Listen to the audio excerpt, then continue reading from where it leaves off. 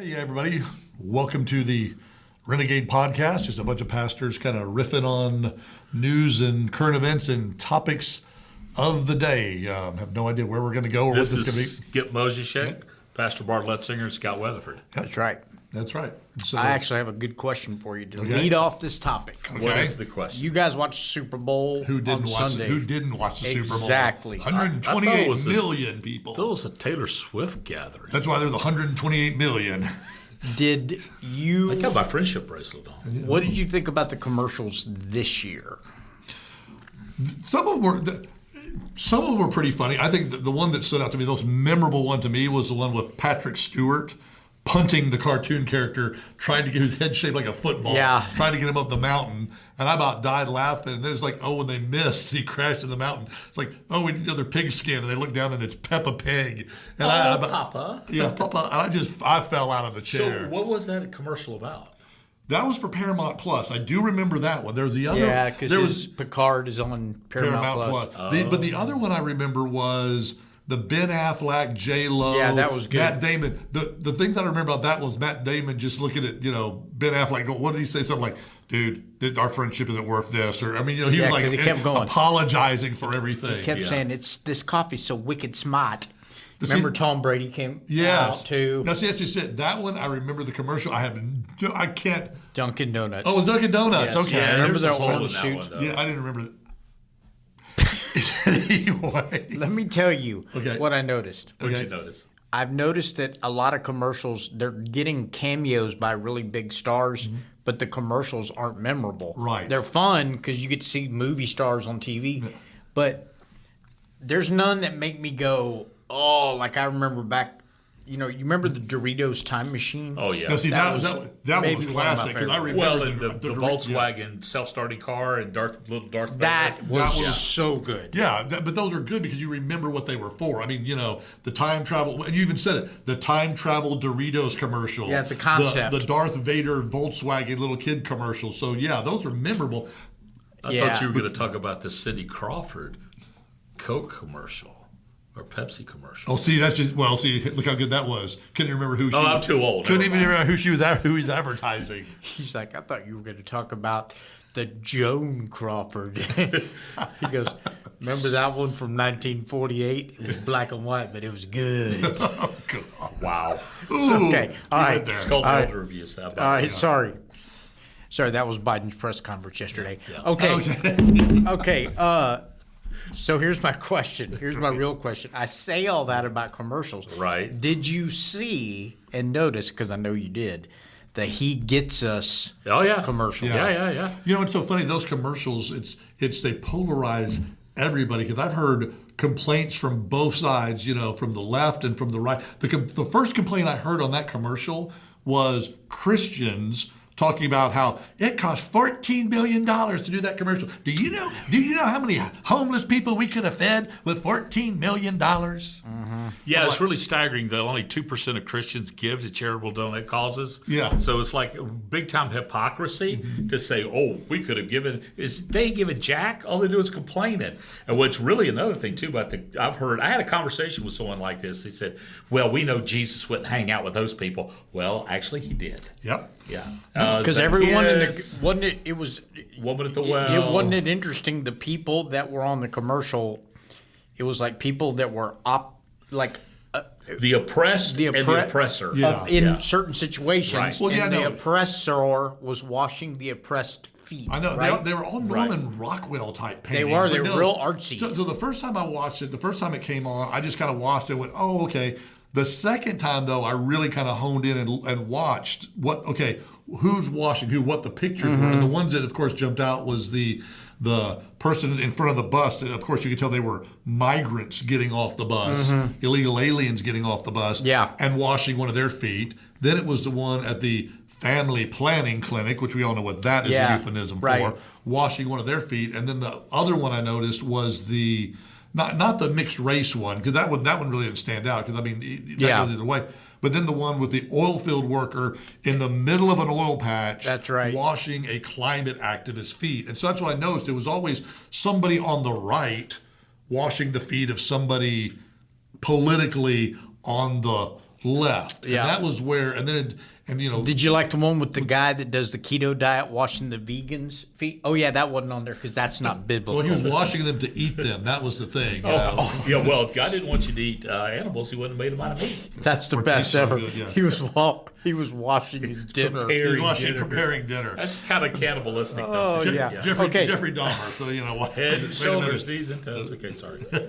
Appetizers. But you know what? On the other side, though, Let's dial it back. I've heard Let's bring it back. the other side said, you know, not about just wasting money, but it's bait and switch. They're talking about this kind, friendly Jesus to get you in and then make you change. You know, you just have to be you, do you. You have to know your own truth, which are just buzzwords that are just meaningless. The your best own you could be is a dumpster fire. That's we're right. all a mess. We're all broken. We're all sinners. And this truth about know your truth. And I heard this in the Senate hearings recently when the Ivy League president said, "Well, we have to know what is my truth. I spoke my truth. We don't need your truth. We need the truth, and the truth is Jesus." Yeah. I actually saw a kid, it was on one of those ones who was arguing with, you know, one of those guys who goes to college campuses. And that's what he's talking about, his truth. And the guy was asking, well, is Hamas bad? Is the Taliban bad for you know, raping children and beating women, all this stuff? And he goes,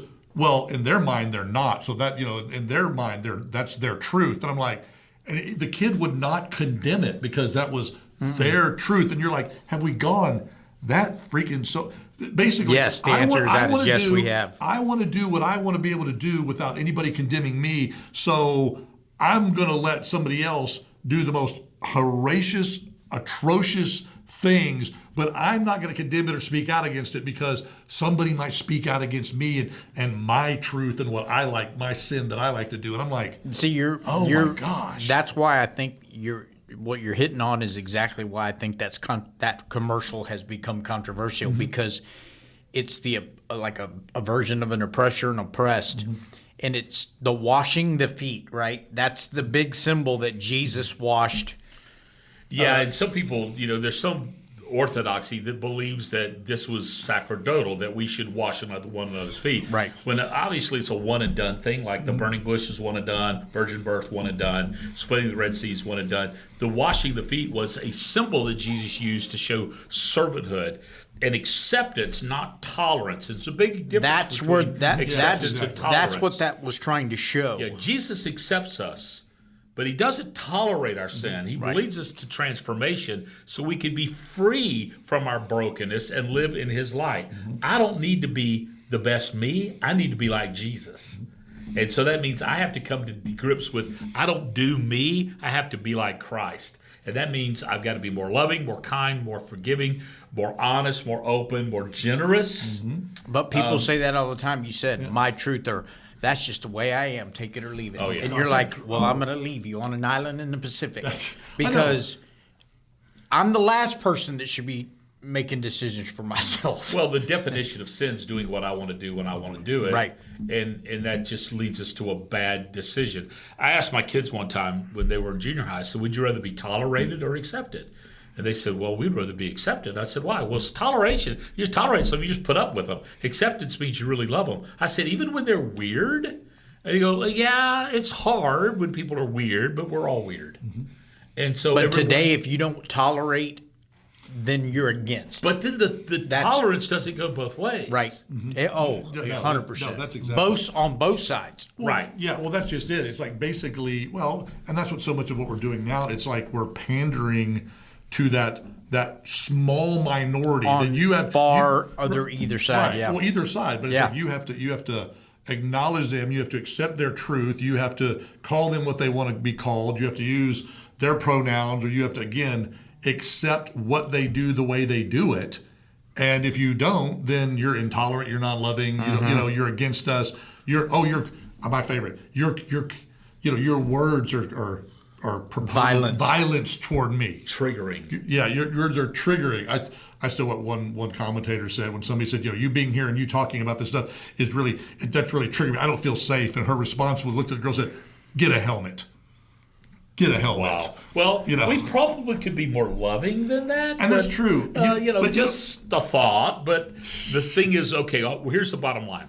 The cross is obviously vertical from man to God, and we have that relationship man to God. But it's also horizontal man to man. So we're to love God and love people. That means we have to live at the center of the cross, where we're loving, kind, good, and gracious to one another, but also coming to Christ with holiness that he gives us, and living in righteousness that he gives us, with morality he gives us, not as the world gives, our culture gives, but living in biblical truth, biblical morality, biblical revelation, and then loving people accordingly. And not to manipulate people into somebody to change, because I can't change anybody. No. But Jesus can change anybody. No, but that's exactly it. It's that our society now has gotten to that where everything's a gotcha moment. Everything is trying to prove a point. I mean, if you go through all the TikTok videos and all those type of things, it figures out what your point of view is, and then it just Floods you with that. And then it floods you with that to reinforce That's it. you're right. And that's what it is. It's a everybody's right, you're right, I'm wrong, I'm right, you're wrong. And that's what everybody we do. We live in a gotcha society Well, we live nowadays. It's and everything's controversial. I mean, a commercial like this, it's great because it does start conversation. But again, too many people try to turn it into my point of view is right, your point of view is wrong. That's to me what was amazing about this commercial. I think it was a great commercial because you've got people on the left that are griping about it. You've got people on the right that are taking fault with it. You've got people in the middle that are finding fault with it in some shape, form, or fashion. And to me, that's like the perfect commercial because It really is. hits, Yeah. It makes every group, no matter where they're at on the political, religious, social, whatever spectrum, Think. deal with the facts. Yeah. Well, and making Jesus famous is always the right thing to Exactly. do.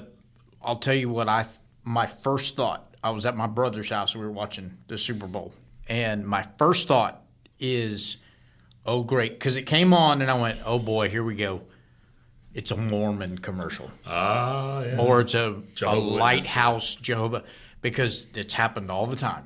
I'll watch this commercial and then at the very end it'll say Jesus, Jesus, Jesus, brought to you by the Church of Latter-day Saints. And I always go, my thought is, well, that's bait and switch, okay?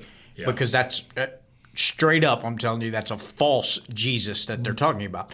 So I watched that and I go, oh boy, and then it wasn't. It didn't say that. So I went and looked up what it was, and I was pleasantly surprised that it's a pretty reputable group of people that have funded this that really aren't from an organization. Well, they're just part of Christianity.